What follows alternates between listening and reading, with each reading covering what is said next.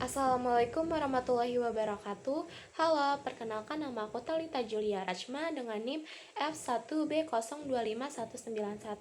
Di video kali ini saya akan membahas fenomena fatherless atau tingginya angka anak tanpa adanya peran ayah di Indonesia. Aku juga akan mengulas teori-teori yang menjelaskan fenomena ini, serta melihat bagaimana filsafat dapat membantu kita memahami dan mencari solusi mendalam untuk masalah tersebut. Di video kali ini ada beberapa segmen, yaitu segmen pertama, segmen kedua, segmen ketiga, segmen 4, dan segmen kelima. Disimak ya, love.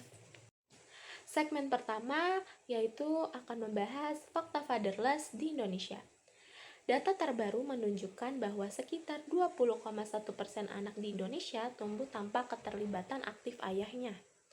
Faktor utama penyebab fenomena ini meliputi perceraian, meninggalnya ayah, pekerjaan dengan jam kerja tinggi hingga berlebihan, serta norma sosial yang menganggap peran ayah hanya sebagai pencari nafkah. Hal ini membuat banyak ayah kurang hadir secara emosional dan kerap tidak terlibat dalam pengasuhan anak.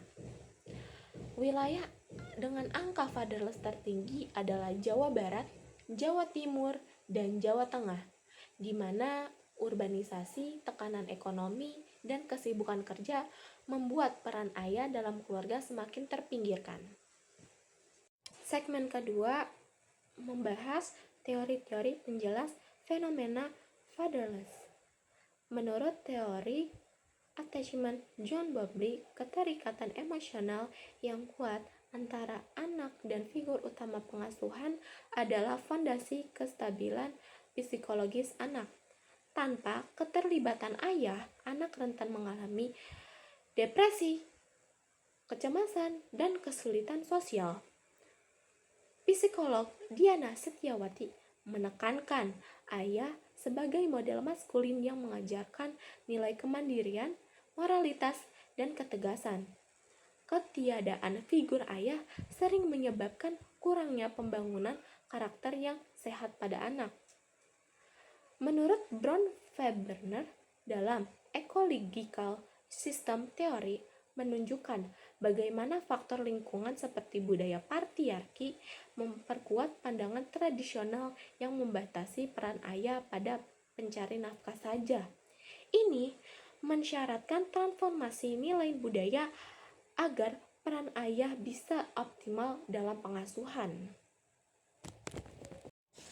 Di segmen ketiga, aku akan membahas apa itu filsafat. Filsafat berasal dari kata Yunani, yaitu philosophia atau cinta kebijaksanaan. Adalah disiplin ilmu yang mengkaji pertanyaan mendasar mengenai kehidupan, nilai, moral, dan ekstensi dengan cara berpikir kritis dan reflektif.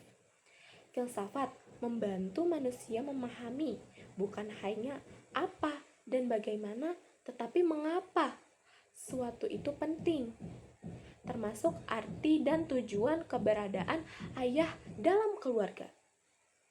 Filsafat mengajarkan kita merenungkan hakikat tanggung jawab, kasih sayang, dan komitmen dalam hubungan manusia yang sangat relevan untuk peran seorang ayah.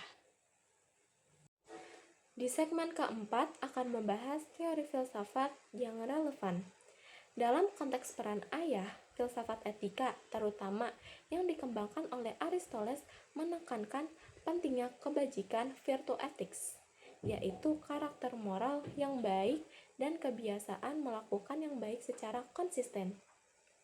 Ayah yang terlibat bukan hanya memenuhi kewajiban ekonomi, tapi mengembangkan kebajikan seperti kesabaran, kasih sayang, dan keteladanan. Filsafat eksistensialisme seperti yang dikemukakan oleh Sartre menekankan tanggung jawab otentik individu dalam membentuk makna hidupnya. Ayah yang sadar eksistensinya turut membentuk tontonan hidup bagi anak dengan hadir secara nyata dan hadir secara hati. Filsafat humanisme mengedepankan penghargaan pada martabat manusia dan hubungan yang otentik, mendorong ayah untuk hadir dalam aspek perkembangan anak secara penuh dan tulus. Yang terakhir yaitu segmen kelima, filsafat sebagai landasan solusi. Dengan memahami filosofi kebajikan dan eksistensialisme, masyarakat dan pembuat kebijakan harus membangun kesadaran bahwa peran ayah adalah bagian dari kehidupan bermoral dan keberadaan sosial yang integral. Oleh karena itu, kebijakan harus bukan hanya memberikan cuti ayah atau dukungan ekonomi, tetapi juga program edukasi tentang peran emosional dan moral ayah. Pengembangan budaya keluarga yang menghargai kehadiran ayah secara emosional dan moral perlu menjadi prioritas.